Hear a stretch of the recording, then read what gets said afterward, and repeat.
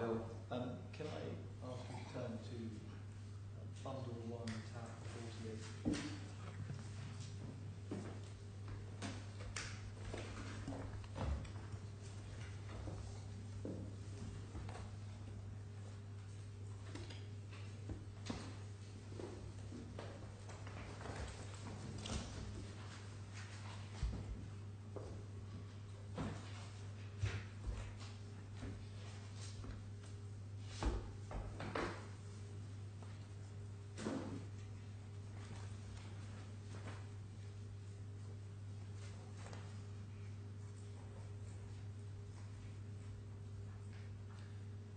So, this document is an email from the then accountant of FD, of the defendant, to yourself, correct? Yes, sir. And we can see that what he wants to do is to transfer a total of $466,667 to your account. Yes? Yes, sir. And he provides a... Sorry, can I just confirm, Mr. Swami was an employee in the defendant, wasn't he? Yes, sir. And how many employees did the defendant have at this time, including the accountants? Do you know roughly? Between 11 to 13. So a small team. Yes, sir. And you were responsible for their line management, whether remotely or otherwise? No, sir. None of the accountants. As a managing director, presumably you had a fiduciary obligation to ensure that the accounts of the business were properly reported. That is correct. But they reported to Mr. Maheshwari. Can I suggest to you that as your subordinates, all employees, including the accountants, followed your direction? The accountants followed the direction of Mr. Maheshwari, sir. And this email, can I suggest, is a response by an employee that you line manage to your direction that transfers are classified in this manner, as set out in the email. Sir, I do not line manage him. I told you this, I'm repeating myself. And you can see that he appears to classify the payments in the following way. Banking, that's a reference to a particular project, isn't it? African Express Bank, sir. Unrelated to Frontier. Again, another venture that Mr. Suresh and I were to do as partners. Unrelated to Frontier. All the ventures are unrelated to Frontier. Unrelated to Frontier, unrelated to Frontline. And we can see also that there is a reference to Cosmetic, which is another project. Correct? Again, another venture that Mr. Suresh and I were to do separately, independently of Frontline. And the last reference then is a reference to incentive. Yeah? That is correct, sir. Now, on your case, all of those figures should be called an incentive. That is correct, sir. But we can see here that only one of those is referred to as an incentive, can't we? That is correct, sir. Can I explain? When you received this email, you did not at this time raise a question mark about the classification of $200,000, that is to say the 150 banking and the 50,000 cosmetic, in the way that they were classified. Because these were two ventures that we were intending to pursue. Frontera was already a company incorporated. That is the difference, sir, between banking, cosmetics and Frontera liquor. Can I suggest to you that your explanation is inconsistent with your explanation about the way in which incentives were classified, or the reasons why they were classified? No, sir, it is not inconsistent. And if you give me an opportunity, I can explain. Would you agree with me that the reason your explanation just now doesn't make sense with the explanation you gave earlier is because on your case, all of these should have been classified as incentives? Sir, you're wrong. And the reason you're wrong is because I had to invest all my incentives in a company which was incorporated. Since banking and cosmetics at this point in time were companies which were not incorporated, it was marked as banking and cosmetics. And this was then later reclassified and put into Frontera, which was the only company which was incorporated. When we look at the sheet of employment incentives that you have provided, can you refer to me to which exhibit you're looking at? So I can we referred to it earlier. I'll just bear with me a moment.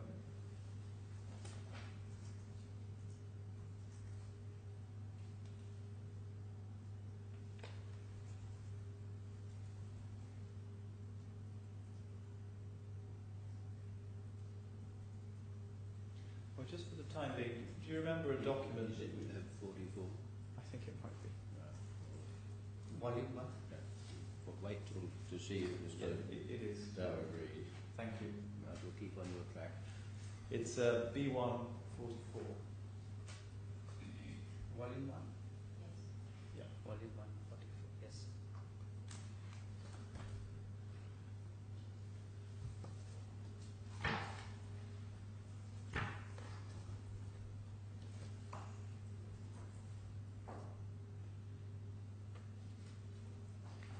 That is correct, sir. Yes. You refer. It's right, isn't it, that these companies, these cosmetic, or the proposed cosmetics company and banking company, were never set up, were they? They were not set up because Mr. Suresh decided not to proceed with them. And so they could never be classified on your explanation or analysis as an incentive, could they? No, sir, you're absolutely wrong again. Because if you read date 27/1/2013 and read the full explanation, you will see what I have said. It says originally classified as events for proposed banking and cosmetic business in the amount of $150 and $50,000 respectively, which matches with the email that you referred to me earlier. Later reclassified as balance first year $100,000 and second year $100,000, and the word incentive is missing, but was later reclassified as an incentive by Mr. Suresh himself. It's right, isn't it? And we've seen from the accounts ledger that neither the alleged incentive for banking or cosmetics were ever classified as an incentive. Sir, again you're absolutely wrong. Please look at the date of that ledger, and you know that in the period from January to June 30th, they were all classified as incentives. By Mr. Maheshwari's own admission, he came and got it reclassified as advances. So you're looking at wrong dates and wrong timings. The only document that refers to these as an incentive, can I suggest to you, is your own document at tab 44. So you're wrong. Please look at Mr. Maheshwari and Mr. Suresh's witness statement and see what they state, and also look at other tabs with the correspondence between myself and the accountant, where I objected to the fact when they reclassified it as advances. Yes, I accept that there's references where you have objected to the classification. No, you're only picking up Just one let part. me finish the question. Please finish. Sorry, I apologize. The only document, contemporaneous document, referring or classifying these amounts is the email that we have seen. That's right, isn't it? Sir, what was the tab number you told me where you told me about advances on the ledger? That was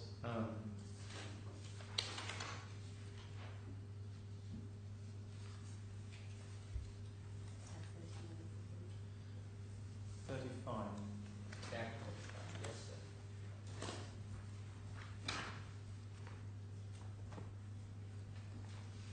No, that's not correct. Sorry, just bear with me.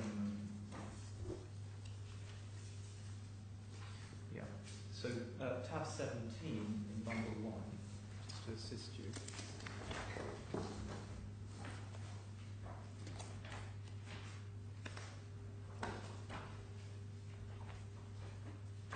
Which is the document SD36. Okay. In this document, all items are classified as an advance. Yes sir, Right. but please look at the dates. It says 1st April 2012 to 14th August 2013, and also ask for the original ledger, because according to Mr. Maheshwari's statement, he was alarmed to find that these were characterized as incentives. Mr. Ardell, you're not answering I'm my answering your question Do because you you are saying accept- the advances, and I'm telling you Do you- that this has been changed later Do you, according to your own witness statement. do you accept that the only contemporaneous record classifying the banking and cosmetics payments is in the email that we've just seen? Sir, that is wrong. You're wrong, sir. Because you're not looking at also the witness statement of Mr. Maheshwari and Mr. Suresh Chaturvedi. I'll When they leave say they came and they reclassified these as advances. Why were they classified as incentives, sir? I'm not going to ask the question again. Okay, sir.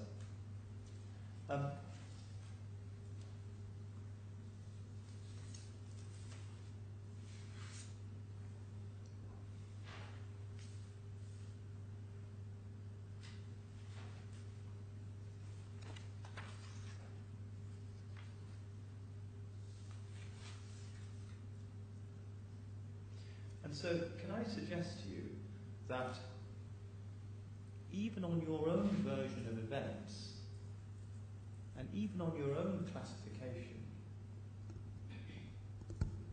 or rather a classification that you accepted at the time,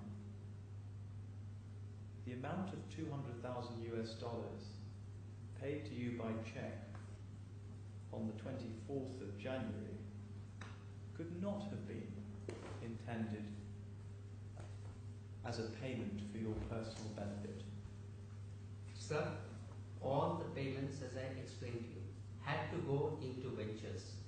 This was our agreement and understanding. It was not, and I have invested the entire sum in ventures. I have never, none of the incentives have come to my personal benefit. Just like the PDEL consultancy payment was supposed to go inside a company. And can I ask you please now just turn to document C, bundle 2, page 109. Sorry, tab 109.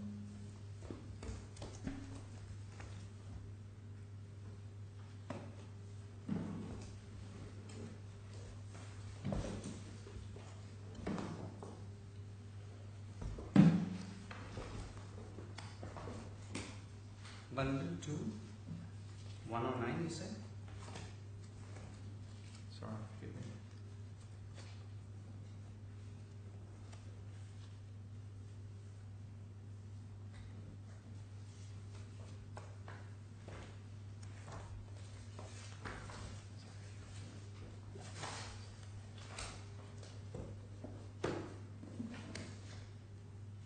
Yeah, This is the financial report filed with the, I believe, the Mozambican registry by yourself or your partners in Frontiera in 2000. That would be perhaps tab 110 in the bundle I have. Right. Yes, 110. That is correct. It has SC12 on the top. Yeah. Is that the one? Yeah. I have it.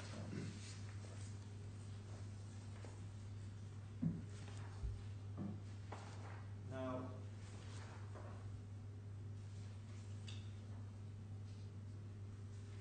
we see here that Which page, sir? so it starts at page 122 or Yes, sir. 580.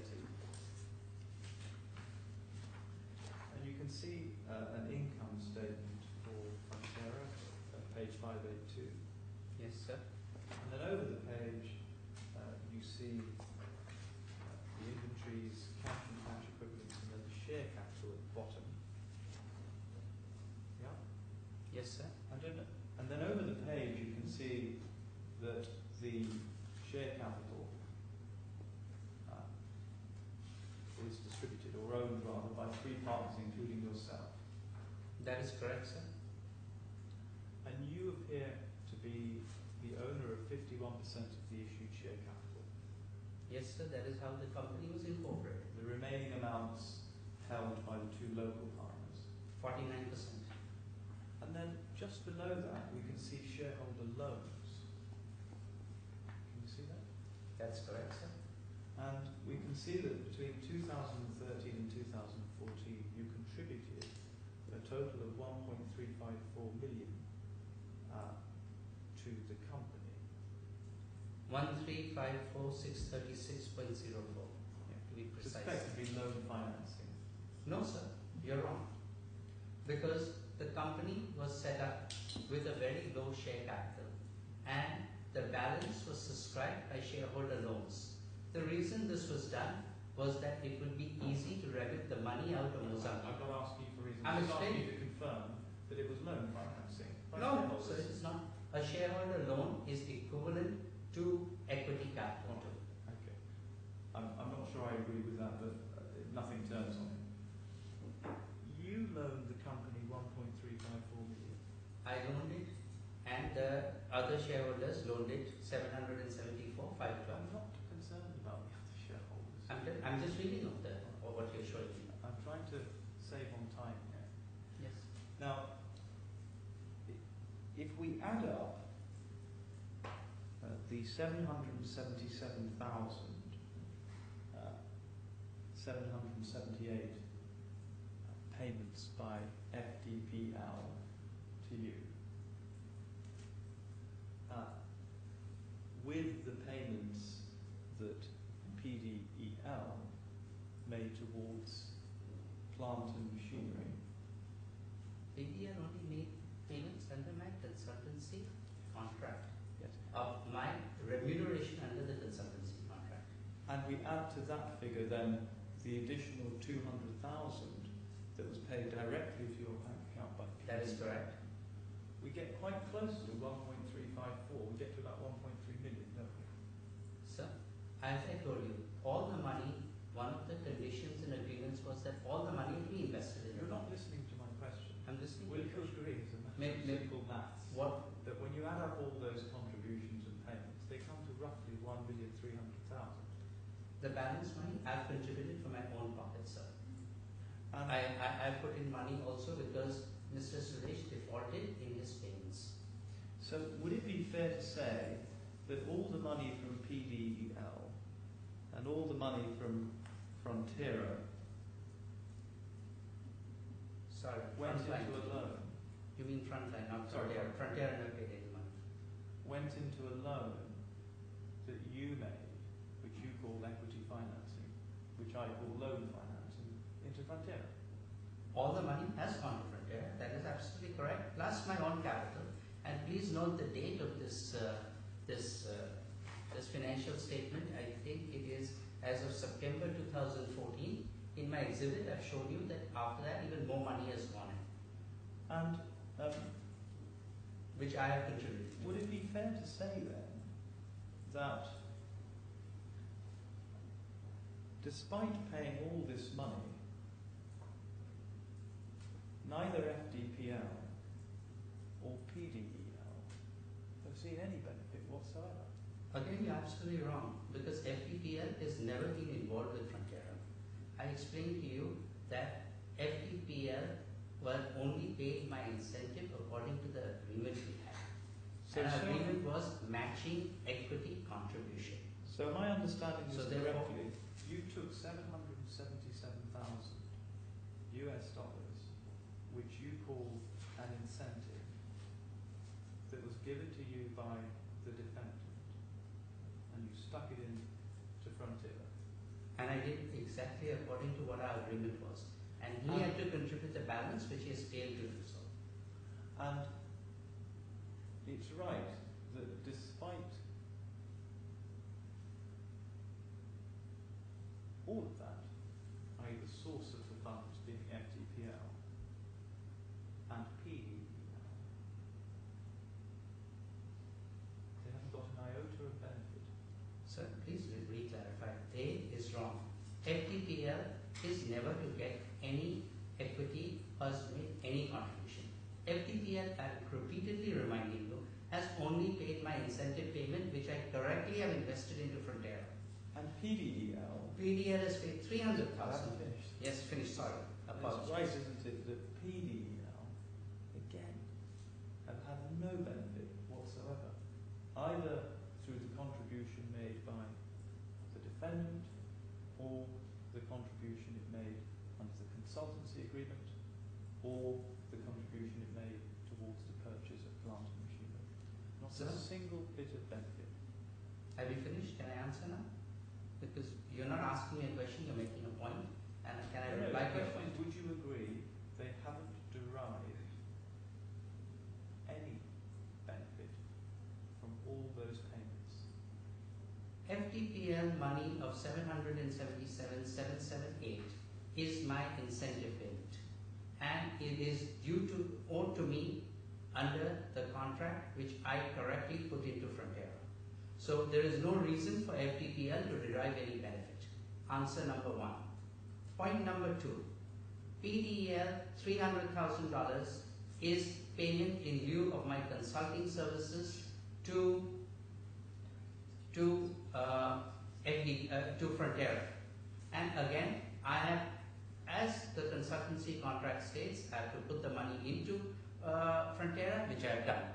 Now, point number three, $200,000, which I have rightly said in my witness statement, is amount which has come to me, which is staying in my bank account. Freudian slip there, Mr. Ryder. What? You said stole. So I said stayed. Stayed and stole are two different words, sir. Please listen carefully. I said stayed in my account. I already objected to you before the break about your use of the word embezzlement. I'm not stolen it. Enough, please. Sorry. It's not debate. Okay, sir. I've not said stole, sir. You want to finish about $200,000. $200,000 has come into my account, which I've stated in my witness statement, is yet in my bank account. And because PDEL has not paid its full subscription, nor has it contributed to the losses that Frontera has incurred, nor the escalation in capital costs, they have not received their equity. So they have to pay, according to my statement, another $700,000 to be able to get their equity. So you agree with me that despite all these payments, neither Frontera or PDL, as a matter of fact, let's forget for a moment what you say is the agreement between the parties. As a matter of objective fact, would you accept that neither FTPL nor PDEL have derived any benefit from this arrangement? Sir, FTPL is to never derive any benefit from Frontera. Frontera is in the liquor business. Under the laws of Dubai and under Frontera's license with DIFC, it cannot do any liquor business, and that was very clear from first. It cannot even do investments. Are you saying you said Frontier? Frontline. I made a Freudian slip. Yeah. Frontline cannot. FTPL cannot. Okay, let us be very clear on this. So FTPL has only paid my incentive. I keep repeating this to you. FTPL has not made any payments to Frontier.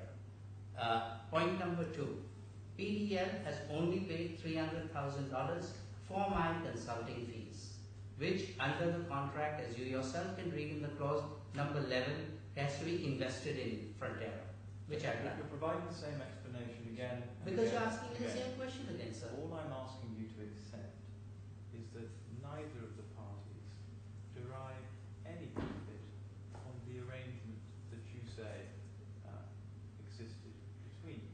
And I keep telling you you're wrong, because FTPL should never derive any benefit. There's no reason for FTPL to derive any benefit. You keep asking me that. I think both of you should have a cold shower and Mr. Zara should move on to something else. Certainly. Can I ask you to turn, please, to Bundle 1, tab 33. Just 1 second.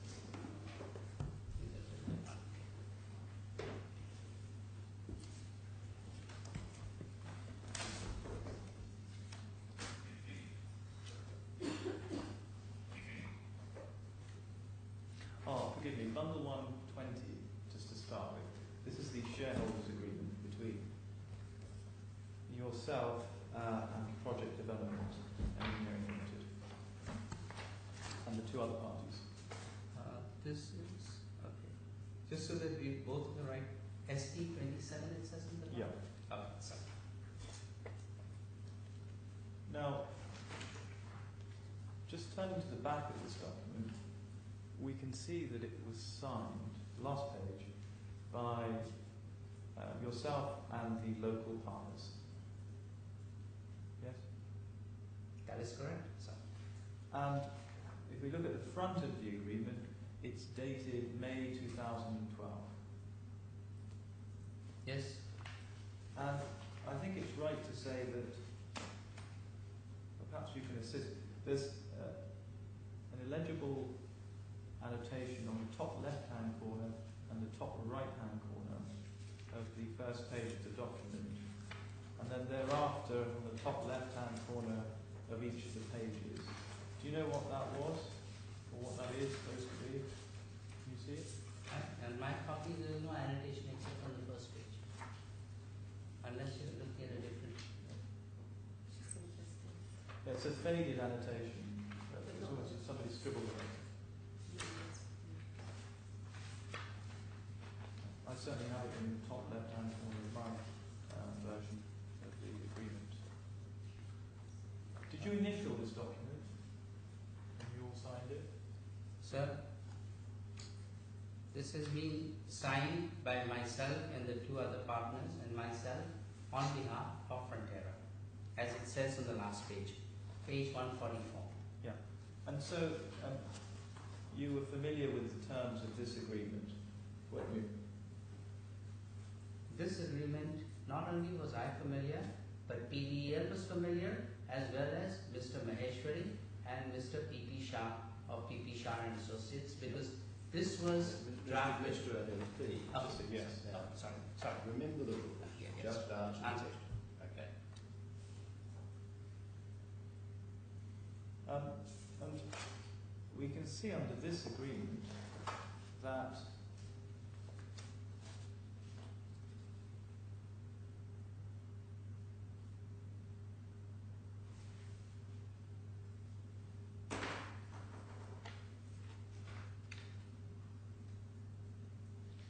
that the shareholder, one of the shareholders is PEL, yeah? That is correct, sir. For 25.5% of the issued share capital. That is correct, sir. And we know that PDEL made payments of around, I think there's a dispute between us, but somewhere around 340,000. That is completely wrong. You're again wrong. Because $300,000 is not 340 first, it's $300,000. According to the bank transfer statements that you have provided, And in addition to that, the $300,000 was in lieu of my consultancy services. What did you say it was? The only amount that PDL has paid so far is $200,000. That is all that they paid so far. I keep repeating that to you. And that was the amount that you say they paid to you under the consultancy agreement? No, sir, I did not say that. I said $300,000 is paid to me under the consultancy agreement. So in your case, PDL has paid $300,000 to you under the consultancy agreement? That is correct. And what is the other $200,000 that was paid to you? The $200,000 was sent to me, to my bank account, as a potential subscription into the shares of Frontiera. However, PDL, as you can see, if the total amount of investment has been $1.3 million and our share is 1.5, then they're not paying the balance. Just a moment. I want to deal specifically with the payments that were made to you, because there's clearly a dispute between us. Can I first ask you to turn to B133? B133, that will And be volume 2? Volume 1, the same document that we're in, obviously.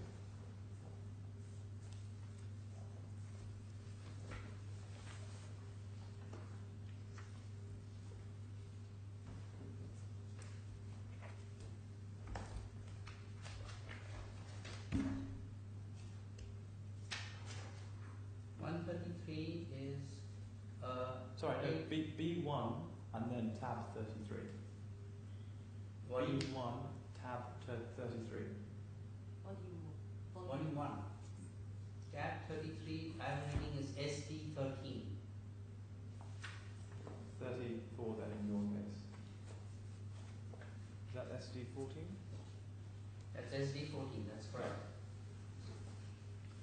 So that shows, I believe, P. Shah and Associates. Are they accountants for PDEL? That's wrong, sir. Okay, well, Can I explain what they are? yeah, very briefly. I will tell you very briefly. They are accountants. They are managing an offshore company which is against the Government of India rules for Mr. Suresh. Okay, I just want to identify them so we can confirm that they have authorised payments to Optima Machineries in the sum of 5,783,000 Indian rupees. That is correct, sir. And you don't dispute that that payment was made, do you?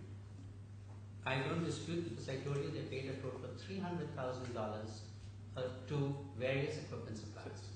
Just a simple, I don't dispute. I don't dispute it, sir. And then, if you look at B32, please,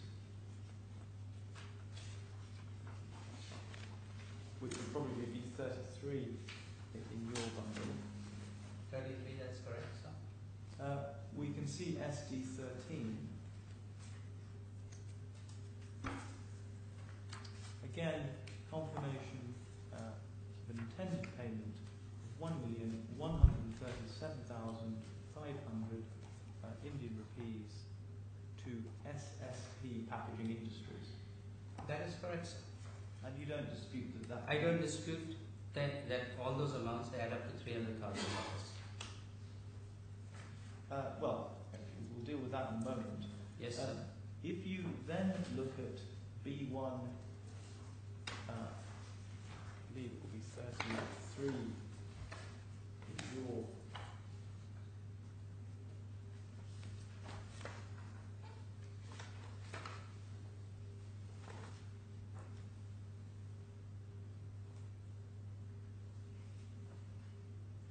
I'm looking for SD12, which doesn't appear to be.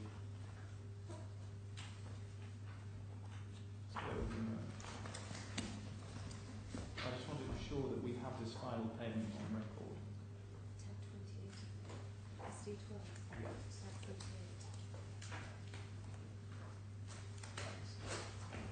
So this is a payment. So tab 28 of the same bundle. This is a payment of 4,020,000 rupees to Global Pet Industries. Yes? What's your question? You can see that there. Sir, all of this is already stated in my witness statement. In the Yes. economy of time, just look at my witness statement. You're just repeating what's in my witness statement. Look, I don't think it's for you to tell me how to do this. I'm telling you, it's all there. Is this a payment to your company? No, No. there's no payment to my company. All payments are made directly to equipment suppliers. Okay. This isn't a company that you own. I have no interest in any of these companies whatsoever. And it's not a company that anyone you know owns, is it? I know some of the equipment suppliers from before, and that is the reason why in my earlier correspondence we were able to get favorable terms. Yes. I've been in the liquor industry for 20 years. Just stop for a moment. Yes. Is this a company that is owned by a member of your family? Absolutely not. All right, thank you for that. And if you could then turn to B115, so tab 15. Tab 15. 15. Yes.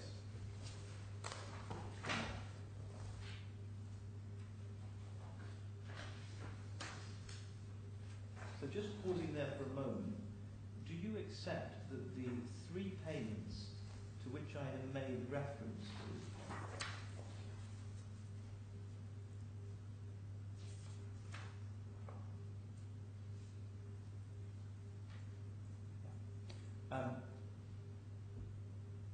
the three payments that I made reference to total over nearly 11 million rupees, Indian rupees. Sir, to be exact, those three payments dated 29/6/2013, 2012, 6/7, 23/7 amount to USD 198,986.31 as stated on page 18 of my witness statement. Thank you, that's very helpful. They are completely in line. If you just look at the last email, that's at tab 15. There's an intended payment referred to in that email to Ashtani Polychem Equipments of $140,000 US. You see that? That is correct, sir. And so, if we add up the 198 and the $140,000, you can see that it comes to nearly $340,000 US. Sir, you're wrong again. Please look at page 17 and 18 of my witness statement.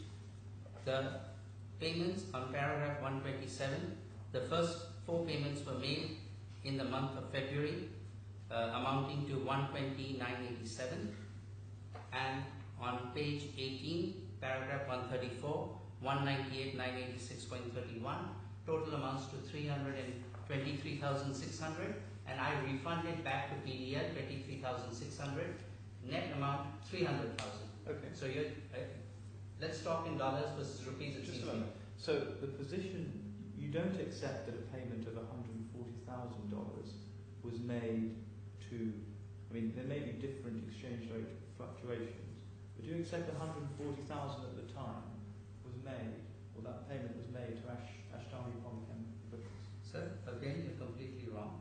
That payment was made separately and was made from funds received from our local partner. Yes. Okay. I So think therefore, you're trying to confuse various payments. According to your own bank records, of which I have exhibited, the total amount of payments that you made are 323,600, and I've refunded you 23,600. So Just that so amount is 300,000. So we disagree that a total payment of 338 or 339,000 was made. You say it's 300,000 and you refunded 23,000. No, I said it was 323,600 and I refunded 23,600. So it is 300,000. So I identified the dispute for his lordship. We say 340, you say 323,600, and you return 23,600. Is that right? So please look at your bank transmission statements which we have provided. I'm You not- have your I'm own not- bank transmission statements by FITCO which amount to these sums of money. So I I'm don't know not what gonna go you're through talking this about again. dispute. We have a dispute, and I'll leave it at that. Look at your bank So- transfers. So, it follows then that 300,000 on your version of events was paid towards equipment by PDEL. Under payments due to me. You That's have not to the complete what question. you're saying. That's not the question. PDEL contributed 300,000 towards equipment. That's an unfair. That's wrong, sir. Because we have had numerous times Mr. Adill's explanation for this. You cannot keep assuming that his explanation is incorrect So in your questions. I'll move on then. Now, if you just have a look at point 8 or clause 8 of the shareholders agreement at B120, Which one is the volume? the same volume 1. Volume 1, yes, sir.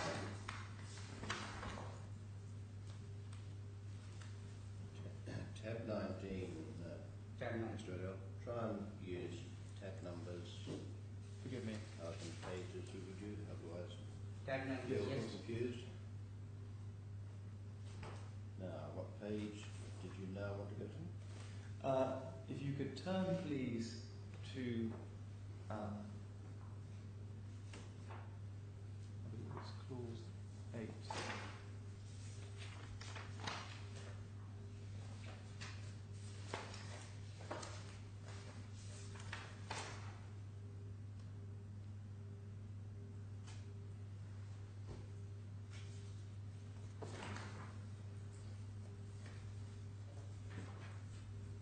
Yes.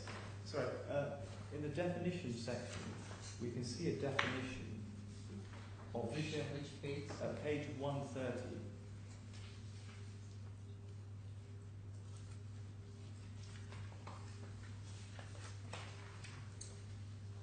You're on tab 20. Tab 19. I'm sorry. Is it tab 20 of your bundle? No, there are two shareholder agreements. There is tab 19 and 20. Please tell me which one to So go. we're on tab 20 at the moment. Tab 20, okay, which page, sir? Page 130. 130, yes. And you can see that shareholder 1, which is PDEL, and shareholder 1 shares means the shares owned by shareholder 1 in the equity of the company. Do you see that? Yes, sir. And we can also see that in the box at page 129, that shareholder 1 owns 25.5% of the share capital. Yes, sir, I see that. And as at the date of this agreement, May 2012, it's right, isn't it, that shareholder 1 did not own any of those shares. That's right, isn't it? That's wrong. And shareholder 1 has never owned any of those shares. It's wrong. You want an explanation? I can give you one. Now, if you go... Sir, please look at the earlier financial statement you asked me to show you. You asked me to comment on. And you will see equity plus Mr. shareholder. Adil, hold it Sorry. a moment. Okay, sorry. I don't understand why Mr. is doing this, but he wants to do it. Okay, fine. So just answer Okay, the question. answer the and question. leave it. All right. Okay.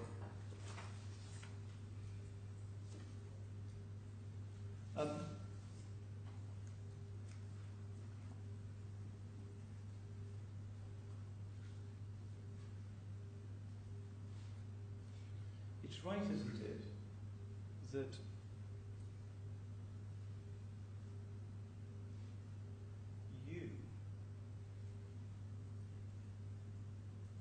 your payment that you received of $200,000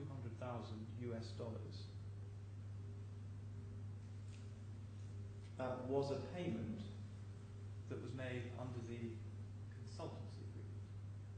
Is that right? You're wrong. 200,000 was never paid under the consultancy agreement. I am repeatedly telling you, $300,000 was paid under the consultancy agreement.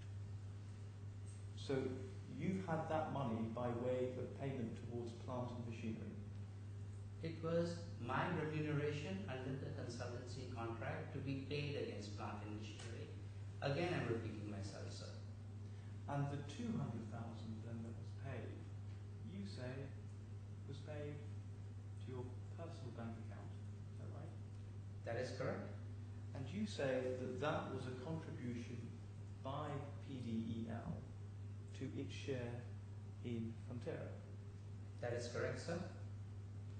And your explanation for why you did not transfer any shares to PDEL is that it didn't contribute further funds that it was required to contribute. Can I explain this? Is you asking me for explanation?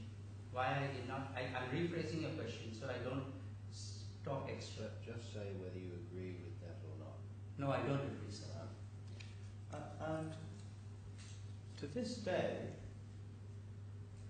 can I suggest to you that you have withheld, and certainly up until the 30th of June 2013, you had withheld $200,000 of a payment made by PDEL towards its share capital. That is wrong. And you continue to hold that today, despite you having no right to hold it. That is again wrong. And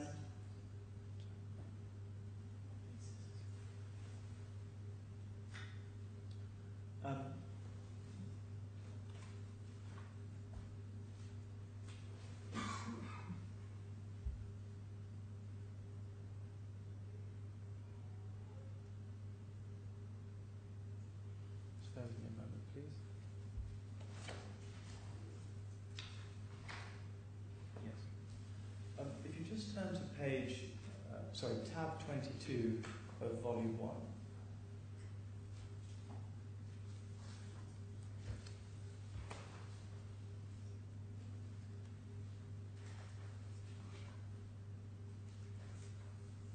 This is an email.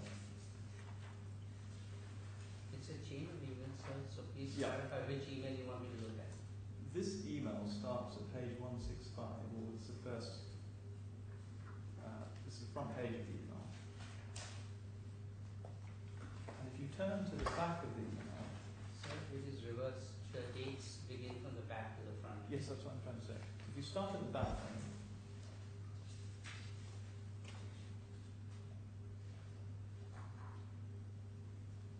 you can see that there is an email from the First Island Trust Company, and you've already explained what that is, to yourself saying that PDEL has remitted $5,923,000 to various suppliers in India, being the subscription price of shares in the joint venture company Frontera. Yes? What are you asking is for formula. You've seen that, haven't you? I can see that, but that is wrong. It is stated wrong because that was payment made under my consultancy I agreement. haven't asked you the question. That is answer formulate your question. You just stop interrupting me. I'll be able to do that. You don't disagree that payment was made by PDEL for its own subscription of shares, do you? That is wrong because the $200,000 which was sent to me is sent after Tuesday, May 29th. And Look at your dates. And what we say here, this sum of money is a payment that was made on the 17th of July. Forgive me. or prior to the 17th of July 2012, right? Sir, I already told you, please look at page 17 and 18 of my witness statement. It clearly lays out everything properly, and you can then cross-reference each of them. But you accept that you don't, in the next email that you respond with, say that the author has got it completely wrong, do you? Sir, I have not answered that email because all correspondence, right, basically was done, and what it says is that a shareholder agreement had to be signed. In my witness statement, I have told you everything about the shareholder agreement. You see, There were one second, let me finish, sir. Okay, with your permission. well, my question is a simple one. The email that you send on the 28th of May, forgive me, simply says, we have prepared the share transfer and shareholders agreement which are attached to this email. You see that? There isn't a follow-up email after the 29th of May saying, I'm sorry, you've got this wrong. The money you paid up was not for the shares. Because FITCO, as I told you, is a trustee company, it's only a managing company. All the discussions were had by Mr. Maheshwari and Mr. Paresh Shah with the full knowledge of Mr. Suresh Chaturvedi. Nothing was done by FITCO. Even if you go today and summon FITCO, FITCO is a nameless corporation in Mauritius. So are you saying that you didn't respond to this email because you lacked or you doubted the authority or credibility of the author? But what's your explanation? My explanation is simple. The shareholder agreement was circulated to all parties. The shareholder agreement was done at the behest of PDL Mr. Maheshwari. We appointed a lawyer jointly in Mumbai, and it was only the shareholder agreement and the share transfer form which Mr. Maheshwari approved, which is what I took over to Mozambique and I got everyone to sign. You're not answering my question. Please tell me exactly your question. Maybe I misunderstand your question. I'm going to move on. We then see, if you turn to page 166, an email, again, from the trust organisation that you referred to, or the management company, the trust management company, Shah & Shah Associates, to you on the 26th of June 2012, page 166. And do you have that? Page To the 166. bottom of the page, from Paresh. Yeah, but this is from Paresh Shah to me, it's not from FITCO. FITCO, the one you're referring to, is on the previous page, Yes, and no, you're completely mistaken. I thought you indicated earlier that PP Shah and Associates were the management company. That is correct, And sir. that's precisely what I Okay, said. but you told me FITCO, so I was looking at FITCO is the previous page, and FITCO to Sweta, Gandhi, I'm blinded to that email.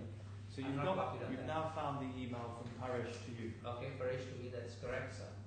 And that is after, so that's the 26th of June 2012. And he says, PDEL is awaiting the share certificate and as discussed in Mumbai, the amended shareholders agreement incorporating the following issues. And the first thing that's set out there is Mr. Asif Adil can sell his shares with the consent of PDEL and PDEL investment of US 600,000 is recovered.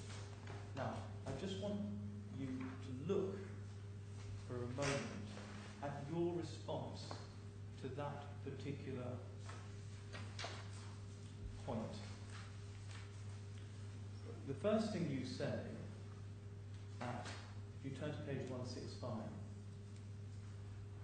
is that the share certificate, as previously explained, can only come when PDEL, the representative, comes to Maputo with other shareholders to the Registrar of Companies you are supposed to give dates of the visit. So that's your response to what's at page 166, where it says PDEL is awaiting the share certificate. Yes? Yes, we read it. You cannot. Let me finish. Let me finish, sir. You cannot transfer any shares in Mozambique without a personal asking you visit. about shares at this point. You ask me share I certificate. just asked you to Mr. Adil, Sorry. please. Okay, sorry. Please. Okay. Now that is, do you agree that that was what you wrote in Yes. response to the That's earlier correct. email saying PDEL is awaiting share certificate? Yes, they have come. Right. And then your response at point 2 on page 166, just go to the top of page 166. Point 2 is a response to point A of the email at the bottom. In other words, where it says, where Mr. Parish is asking to incorporate the following issues, Mr. Asif Adil can sell his shares with the consent of PDL and PDL investment of 600,000 is recovered. Your response is only to the extent of USD 300,000 as the balance is compensation. Please draw agreement between the two parties as previously explained. Can I suggest to you that what you're saying there is that you've had a payment from PDEL of $300,000 US dollars.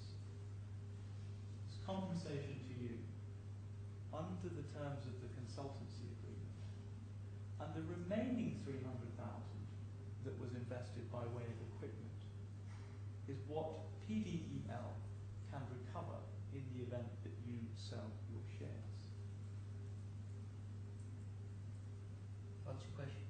So do you agree that with my explanation of your response, which is that 1, you accept that you received 300,000 from PDEL under the consultancy agreement for your services.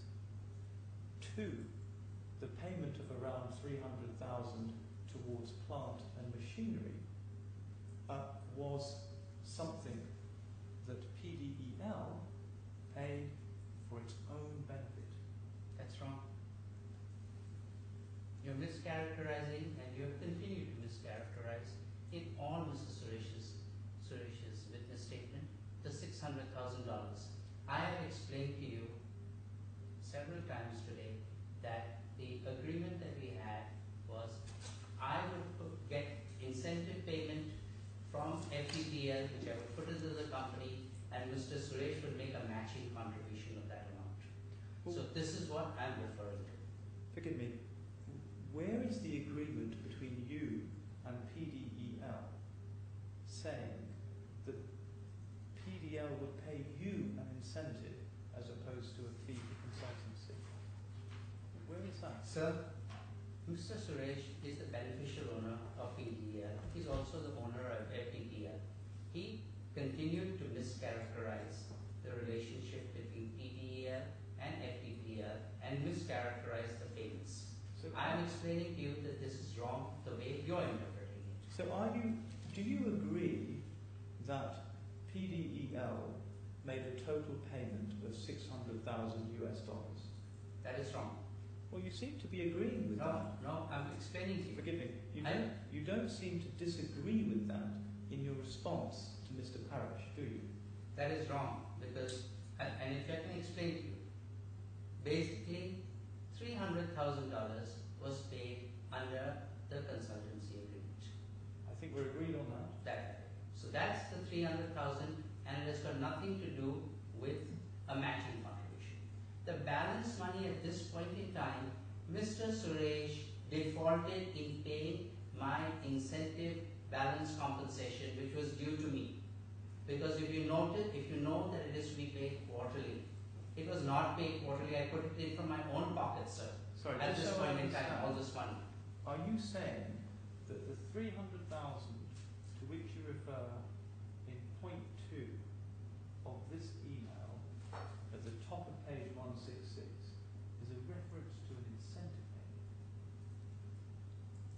understand what I'm saying. If you So just it's a yes or a no, please. answer is no, you're wrong. I keep telling you you're wrong. Can you just deal with this question? Mr. Paresh says that PDEL has made an investment of 600,000. Do you see that? Yes, I see that. And in your response, you do not dispute that it has made an investment of 600,000, do you? I say that only $300,000 of the $600,000 has been paid under my consultancy contract. The balance I'm explaining to you at that point in time was put in by myself, which then was made up because Mr. Suresh defaulted on his incentive payments to me. I keep explaining that to you. Because you only told me when was my first incentive payment made? On December 25th, 2012. And this is June 26, 2012, sir. You're looking at different dates. Mr. Adil, do you accept that you do not dispute in this email that PDEL has made an investment of 600,000 US dollars? I dispute it. Please can you show me in your email of response where it is that you dispute that PDEL has made a payment or an investment of 600,000? I said only to the extent of USD 300,000. I don't agree to the 600,000 if you read. I said because the balance is compensation, which I explained to you. The 300,000 was money that PDEL owed me, which is compensation. So okay? And listen, let me finish, sir. Give me the opportunity to finish my statement. Okay? 600,000, what PDEL is trying to do is mischaracterize and say that they paid 300,000 under consultancy agreement and they have paid an additional 300,000. They have never paid an additional 300,000. Please show me your bank records. You don't have any bank records to that extent. You've only got bank records to the extent of 200,000. You accept in this email, however that payment was made, that payments were made totaling 600,000. That's wrong. But where is your denial of that in your email? The denial is in your bank statements. You've given me your bank statements. Please show all your bank statements and look at the other exhibits. I've got all your bank records. It's right, isn't it? It's right, isn't it? It's not wrong. You're wrong, sir. You're trying to put words in my mouth. I'm not saying it. The question. It's right, isn't it? It's wrong. Just let me finish the question. Okay. I don't know when you're finishing. I'm making emphasis. Just stop for a moment and listen. Okay. I'm listening to what you're saying. Tell me. It is right, isn't it, that you received a further nearly or around 100,000 US dollars in cash, didn't you? Sir, I don't indulge in any cash transactions. I am an upright citizen of USA. I don't indulge in black money or any cash payments. I do not want to indulge in a conversation like this. Mr. Adil, I really will not give you any further warnings. Okay. You know very well that you should not engage in this sort of disputation. I accept that being a witness puts people under strain, but you are quite capable of doing what I've asked you to do, that is to listen and answer. You may think it's all strange, sometimes it is strange. You may think you should be entitled to give an explanation, but if Mr. decides that he's not going to ask you for the explanation, that's his call. Right. So, calm down, cold shower, alright? Okay. Your question was, I can repeat his question is, did I receive 100,000 in cash? Answer is no. I've never received any cash payment. Did you receive around 85,000 US dollars in cash? So if you listen to what I said, 100,000 I did not receive, so I would receive 85,000.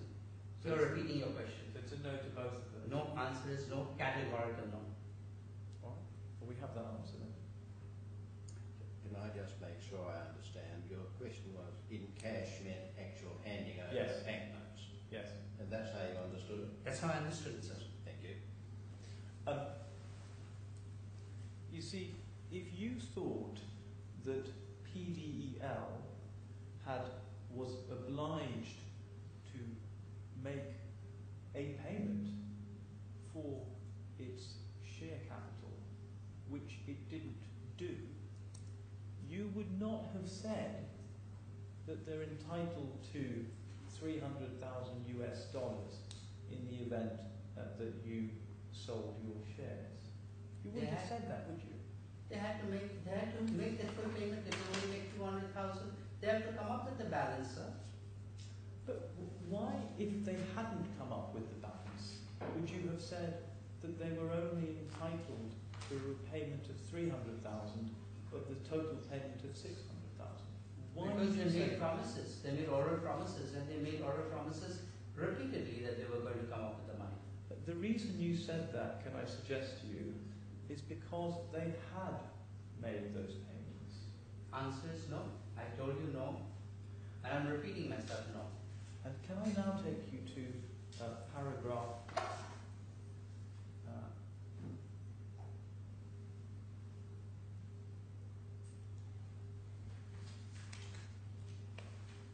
point 8 of that email, to the right of the first hole punch. We are on page 166, sir? Yeah. You say PDEL is a shareholder and director, and hence all liabilities accruing to that position will be applicable.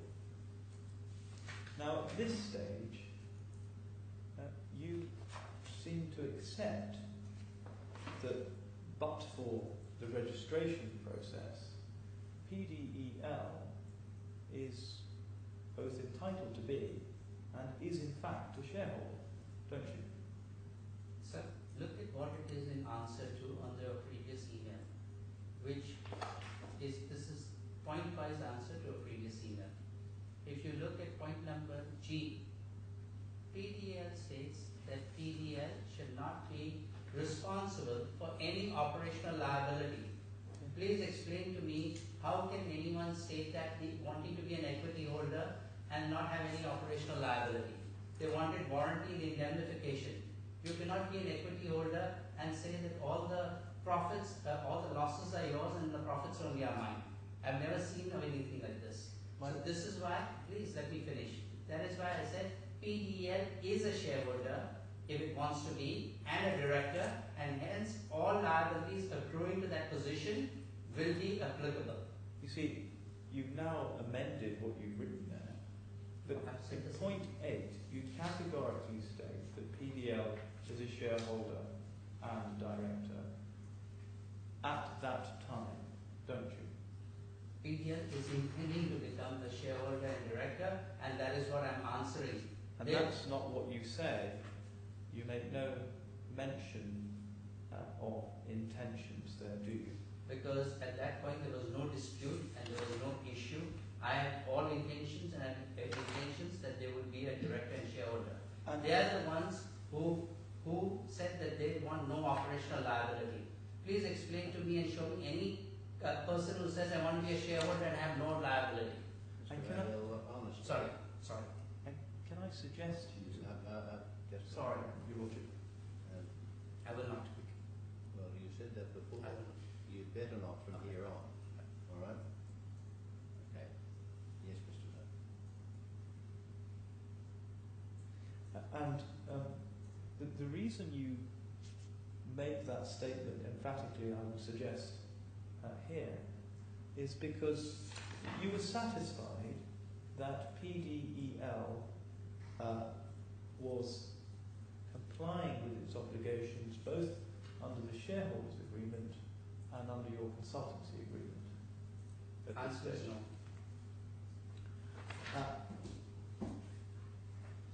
The truth, can I suggest to you, is that you have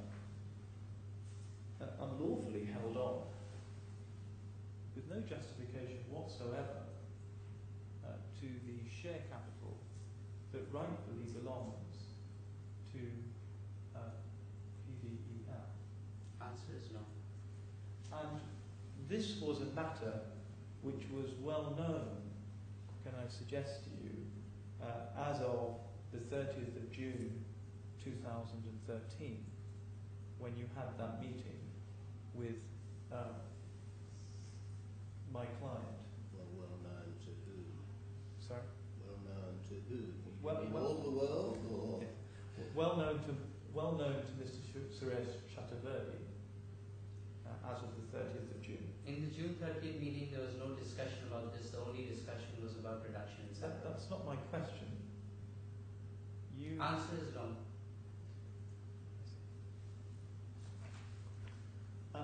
This dispute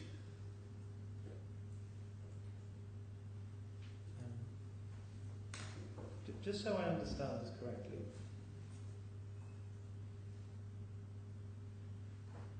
you're working for Frontline Development Partners in June 2012, and you're setting up, or you've set up Frontier.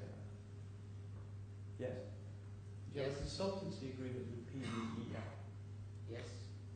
and you've received a number of payments, as we've seen by this stage. Call them what you will. Yes? I received $300,000 at that point in time. And your salary, of course. Salary was paid by FTPL, not by PDL. Can I suggest to you that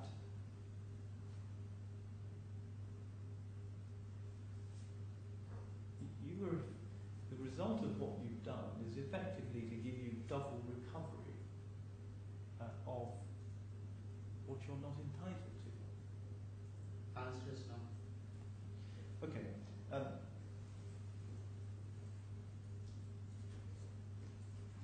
Can I ask you to look at page, in bundle 2, tab 109. We've looked at this.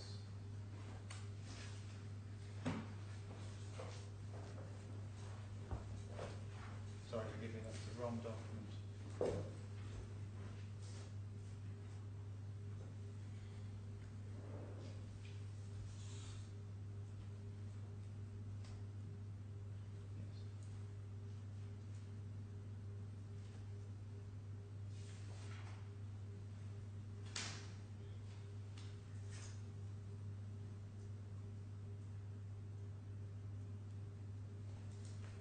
Yes, so just to close off that point,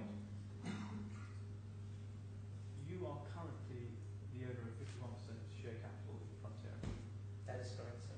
and PDL has no shares in Frontier. That is correct, sir.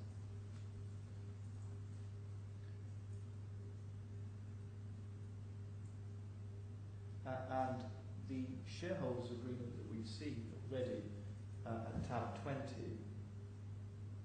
that confirms that PDEL is a shareholder, isn't it? Yes, subject to conditions which have to be fulfilled. And the email that you have sent to Mr. Parish also confirms that PDL is a shareholder. It talks about liabilities accruing to a shareholder and a director. So, notwithstanding all these concessions that we've seen in the agreements, you, can I suggest, have deliberately failed to effect the transfer of shares to PDL. That is wrong, sir.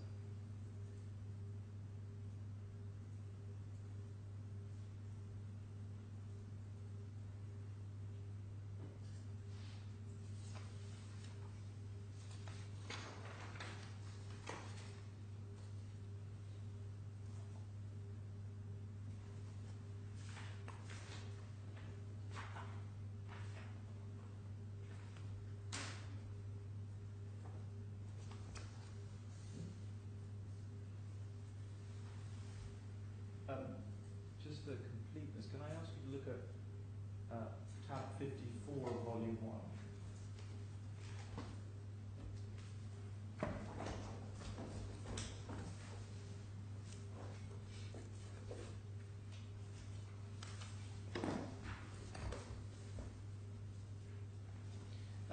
is confirmation of the last payment to you on the 30th of April of $111,111.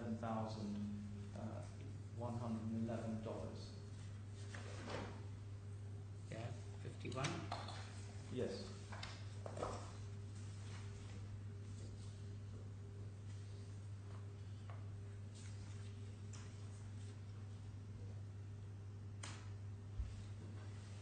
And Sorry, is this tab 54? tab 54 in my bundle, it may be tab 55. I'm not sure whether Mr. Adil is with us on that. I am on SD22. No, SD25 I think you need. Tab 54. Yes. Bundle 1. SD25. Yes, sir. Now, just repeat your question now that's been done. This document is confirms an electronic fund transfer to your account, I believe, on the 30th of April 2013 in the sum of $111,111. Yes? That is correct, sir. And that's the last payment that was received by you. Yes? That is correct, sir. It's right, isn't it, that in the months leading up to the termination of your employment, you were asked by Mr. Chaturvedi to account for all the sums, the $777,000 that had been transferred to you, weren't you? That is correct, sir. And you didn't provide him with any of that information, did you? So I told him the information was in Maputo and he could at any time have any accountant come to Maputo because all the books of account were in Maputo. I could only give him broad amounts. I'm sorry, I didn't hear the beginning of that answer. Would you mind repeating? Yes. What I told him was that he is fully entitled to all the books of accounts. All the books of accounts are situated in Maputo, Mozambique, where the company is located. He could depute anyone at any time to visit Frontera and examine all the books.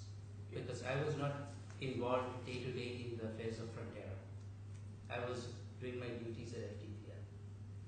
These are sums that came to your personal account, is that right? That is correct, sir. On your request. Yes, that is correct. Ostensibly on the basis that it would save money. Diminished costs, yes. And the provider of these funds was asking you to account for them. Yes? That is correct. And your response to him was effectively, if you want to check the accounts, go ahead and get them audited in Maputo. No, sir. That is how you are stating it. What I told him was that the detailed accounts are located in Maputo. I can only give you the broad payments and all the bank transfers that are being made to the various equipment suppliers.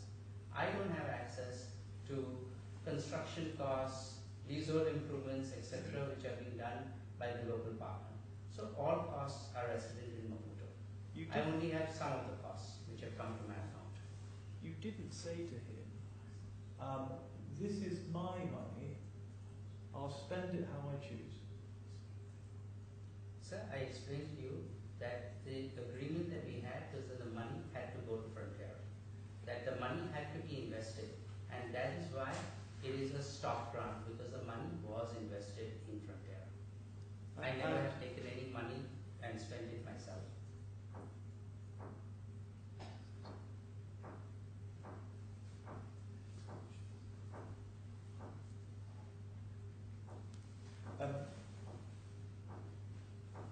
You see, can I suggest to you that you ignored Mr. Chaturvedi's request for details of where these monies have been spent? That is wrong. I told you this. And you repeatedly, I suggest, ignored his requests right up until the meeting of the 30th of June. Sir, please look at the earlier minutes of meeting dated December 27th, 2012 and January 7th, 2013, where all these matters were discussed and Mr. Chaturvedi himself has written the minutes of that meeting. All these matters have been discussed and he is fully knowledgeable and in agreement with what was done in those meetings. The minutes are there in this bundle. But you accept that you didn't send Mr. Chaturvedi any documentary information regarding how these sums had been spent. So I gave him complete information and everything he asked for was given to him. He never asked, he did not want to get into details. In fact, if you look at his correspondence with me, he said, I don't want to get any details of liquor project. Can I say, earlier on in evidence, you said that you told him that he could have access to the books and records or the accounts of the business in Maputo, and that he could send an auditor there. That's correct. Now you're saying that you responded to all of his requests. Yes, because he asked me I could only give him what was visible to me, the sums that were expended from my account. I'm explaining to you that several sums were spent locally as well as for the purchase of equipment. And I didn't have any visibility in monies that were spent locally. You didn't give him any of the information that you're now telling the court you gave him, did you? Sir, I gave him as broad information as I had available with me. I was not sitting in Maputo, I was sitting here in Dubai. I was not there every day. And the reason you didn't give him this information, can I suggest? What do you mean by this information? The reason you didn't give him, disclose to him how these funds had been used, is because you wanted to avoid any discussion about the nature of the payments that had been made to you. Sir, that is wrong. And even, I'm just going to refer you to an email that we saw earlier. You recall the email dated the 25th of December 2012, the Christmas Day email. Can you refer? Yes, I'll take you back to that. But you accept that in that email, Mr. Chaturvedi says to you... Which tab, sir? Before we get to the tab, the email of the 25th of December. Yes, sir. You accept in that email that Mr. Chaturvedi says that the amounts would be registered against your name ad hoc until an account had been provided of the MZ project. Sir, please look at the full chain of emails and look at his response back to me at the 439 email where he says that let us meet and discuss, and which we do immediately 2 days later on December 27th.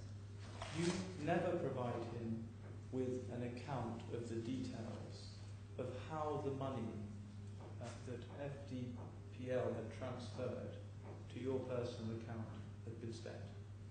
Sir, please again, I refer you to the chain of emails. Look at his response to my email and then look at the meeting the very next day that I came back to the office, 27th of December.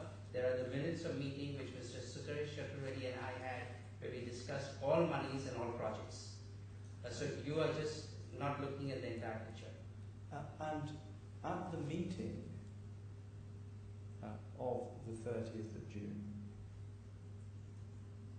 Mr. Chaturvedi once again asked you to account for the $777,000 US, didn't he? That is absolutely wrong. He only talked about reduction in salary. But you accept that by this stage, nobody had looked at the accounts of Frontiera. Sir, the accounts of Frontiera were there. Everyone had access to them, and Mr. Chaturvedi just did not understand that he had to send somebody over from PDEL to Maputo. I gave him all the accounts which were resident with me. And Mr. Chaturvedi, can I suggest, was or appeared at this meeting frustrated by your lack of transparency in respect of the monies that had been spent in Frontera, as you say. So that is your assertion. He never once stated that in the meeting. Nor is there any correspondence from him saying that he is frustrated about the lack of transparency. Please show me any statement from him that he has made. In fact, I'm drawing your attention to the minutes of meeting dated December 27th, 2012. Mr. O'Dell, I think you're Sorry. falling back into bad I'm habits. sorry. I'm trying to avoid it. And if what you say is correct, can I suggest you're implying that Mr. Chaturvedi has had no interest in the $777,000 that he had transferred to your personal account? Every month. Not a fair question, Mr. So, No.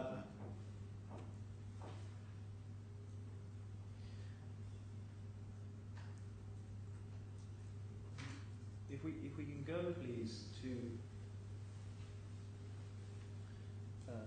the meeting of the 30th of June. Just prior to that meeting, it's right, isn't it, that you had already cleared out your office? That is again wrong. And can I suggest that you clearing out your office would have been entirely consistent with your email to Mr. Moron, in which you said that you had left Suresh's employment? I cleared out my office on June 30th after the meeting. And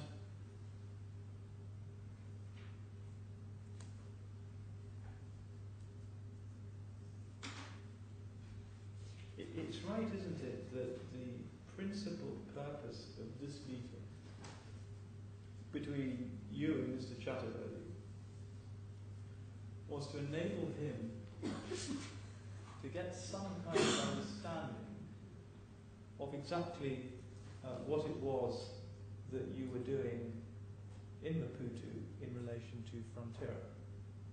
No, sir. I'm repeating what I said. The primary purpose was he wanted me to agree to a reduction in my salary. And at this stage also, you had not transferred, this is as of the 30th of June, shares in Frontera to PDEL. That is correct, sir.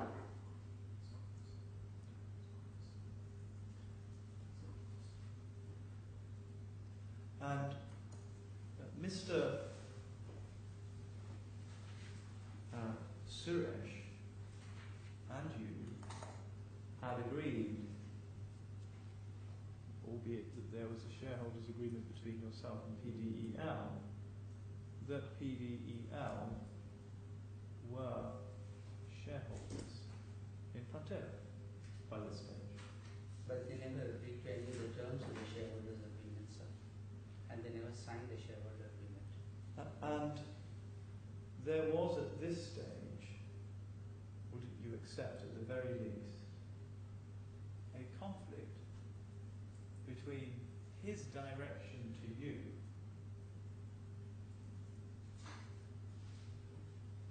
on behalf of PDEL and your compliance with that direction? Sir, you're wrong. I've already explained that both of us wore two hats. And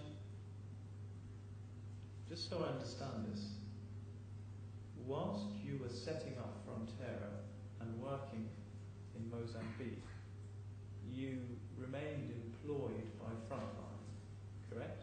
That is correct, sir. And you were still subject to the direction of, and line management effectively, of Mr. Chaturvedi, weren't you? That is correct, sir. To the extent of FTPL business. And whilst you had a separate agreement with PDEL for consultancy,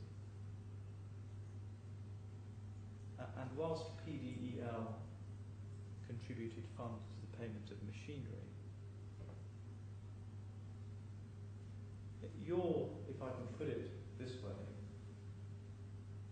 endeavours in Maputo with respect to Frontera would never have come about had you not been employed by Frontline. So that is absolutely wrong. Frontera was incorporated way before I signed my employment agreement, or even became an employee with FTPL. And the direction given to you by Mr. Chaturvedi to carry out work in Frontera, can I suggest, was in the context of your employment as the managing director of Frontline. I explained to you that I said in my earlier statement, sir, that Frontera was set up much earlier and before I became an employee or a managing director of FTPL. And I also have said earlier that both of us wore two hats. One was with relation to FTPL, where I was the managing director and he was the chairman. In terms of Frontera, we were both supposed to be equal partners. So there was an inherent conflict. I've explained to you that there was an inherent conflict. He never was to give me any directions with regards to Frontera. And you accept, though, at the very least, that your role, that the failure to transfer shares in Frontera to PDEL was contrary to the instructions of Mr. Chaturvedi. I am going to repeat my earlier statement to you, that basically he was a partner, supposed to be a partner of mine in Frontera. He was not my line manager or my supervisor or in any way my superior in Frontera. We were supposed to be partners there. It was only with respect to FTPL that he was the chairman and I was the managing director. But he did instruct you, did he not, to transfer shares to PDEL? Sir, I told him that he has to comply with all the requirements which he has to do. Sign the shareholder agreement, register the shares in Maputo, and make full payment that is required on his behalf. And he refused to do that. And in addition to that, he was saying to you that you had taken money from FTPL for your personal benefit. I think we need some timing put on this. Yes. During the meeting of the 30th of June, he expressed his concern, did he not, that you had not dealt with those payments in the way that you were instructed to. Sir, in the June 30th meeting there was no discussion, as I previously stated. The only discussion was about reduction in salary and an update on the various projects that were going on. It's right, isn't it, that Frontera was incorporated on the 25th of November 2011? That is the date of the incorporation certificate, that is correct.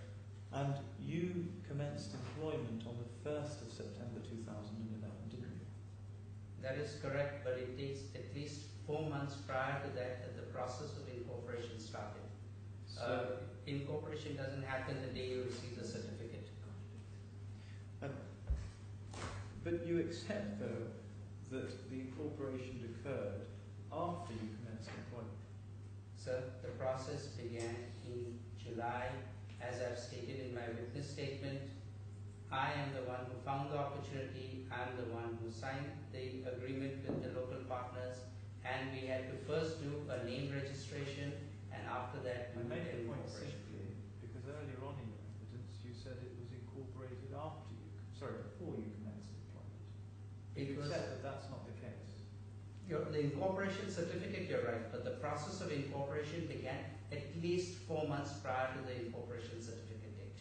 And without any payments being made by FDPL, you, can I suggest, would not have been able to finance the business of Frontera, would you?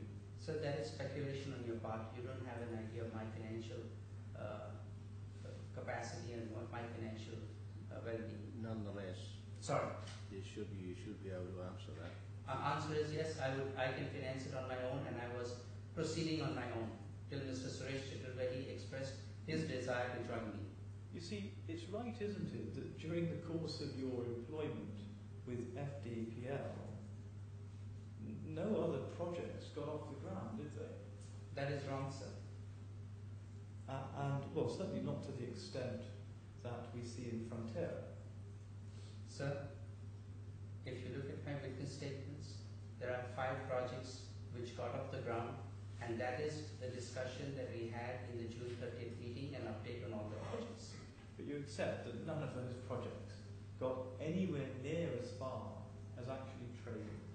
Sir, that is wrong, because the Tansukari Sugar Mills project, a special purpose company, has been incorporated in Tanzania. That has been funded, and it was well on its way to success. Not Till at the June time of 30th. your employment. Till June 30th, Frontera was not operational.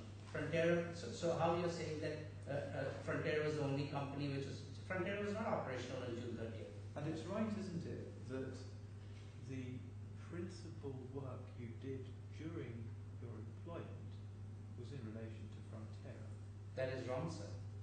Your Because- time,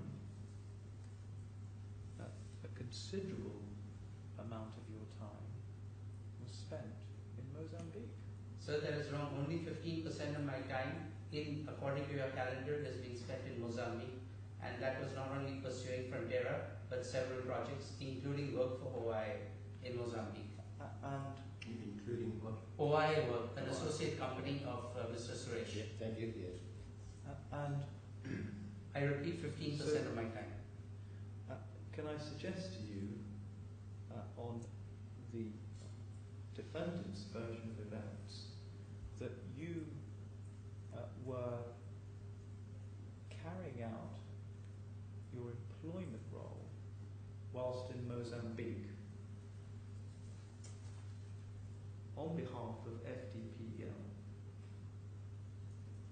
Weren't you? So it's wrong. I already told you that only 15% of my time, according to your own calendar, is spent in Mozambique. And so, how can you state that I was only working in Mozambique? Your employment. I'm sorry, I must confess I didn't understand that question. Mr. Perhaps Clark. I'll put it differently. Yes, I think that might be an idea. It's right, isn't it, that your employment visa was granted initially in Maputo on the basis of you being an employee of Frontline? Sir, that was only a no objection certificate because I was an employee of Frontline. Yes. That was only granted in, I believe, September 2013, way after June 2013, with the express consent of Mr. Suresh. Yes, and you needed that, or rather that represented the fact, can I suggest, that the work that you were carrying out in Mozambique was as an employee of Frontline. Why else would they need to provide a no objection certificate? Because at that time I was an employee of Frontline. I told you I considered myself an employee of Frontline after June 30, 2013. And that was the reason why Frontline provided a no objection certificate. And this was, as I've repeated before, with the express consent of Mr. Suresh, who said that yes, it is right for you to spend time in Maputo now and make sure that Frontera project is up and running. Would you agree that as of the 30th of June 2013,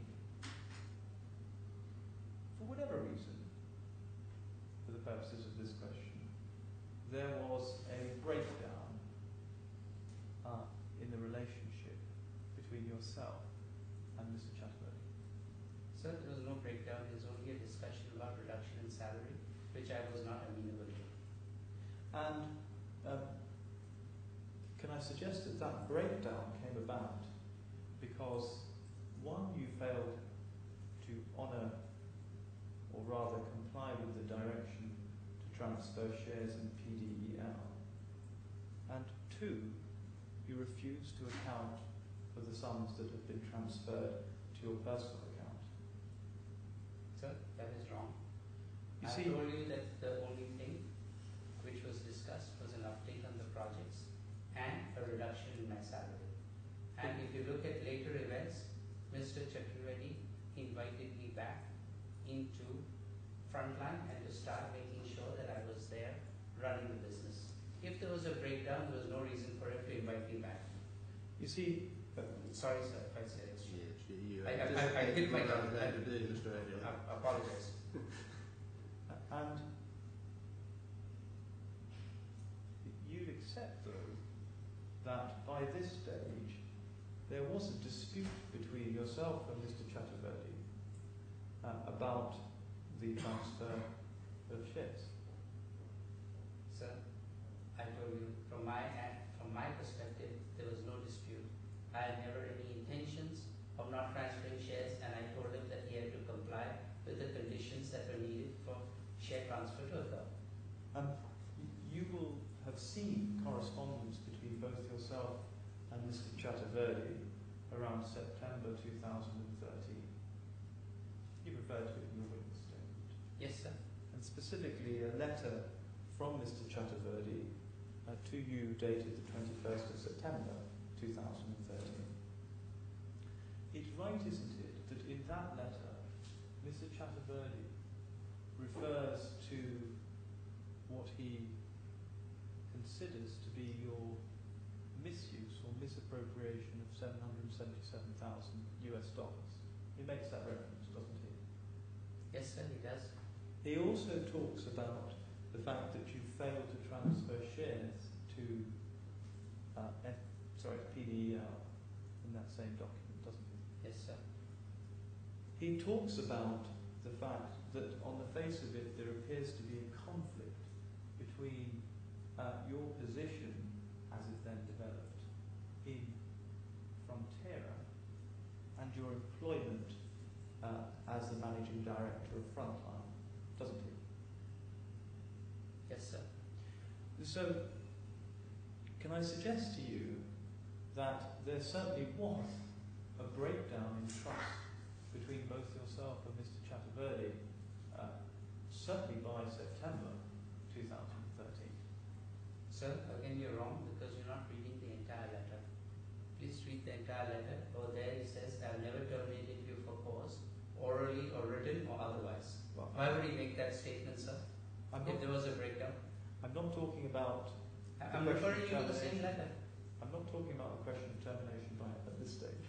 But would you accept that where accusations like that are levelled at you, it would suggest that there's a breakdown of trust? Sir, no, because then you will not say, I've never terminated you orally or otherwise and invite you back into the company. If you were, if there was no breakdown of trust between the two of you, there would be no reason for you, can I suggest, to clear out your office or to say that you had left Suresh's or that you were now working independently. No, because at that point in time he said, I'm orally terminating you and I'm not going to accept a reduction in your salary, is what I told him. I will not accept a reduction in my salary. And he said, if that's the case, then I will orally terminate you. Mr. Zahar, when there's a convenient time, I thought, in the assumption that you still have a little way to go, that we might take a 5-minute break. So tell me when it would be a convenient time. Now. No? I think everyone deserves a slight break. So 5 minutes, but no longer. Yes. Was I?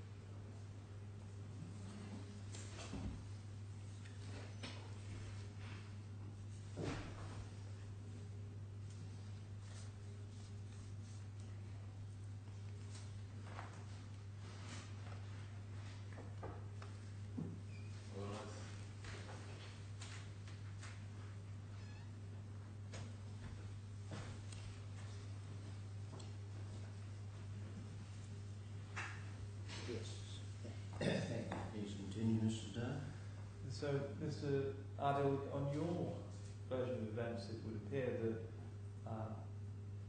everything was A-OK between yourself and Mr. Chaturvedi as of the 30th of June. There was no breakdown of trust whatsoever, as far as you were concerned. On the 30th of June, I did not see any breakdown of trust. And the next time you met with him, as far as I understand, was, I think, a day later, to try and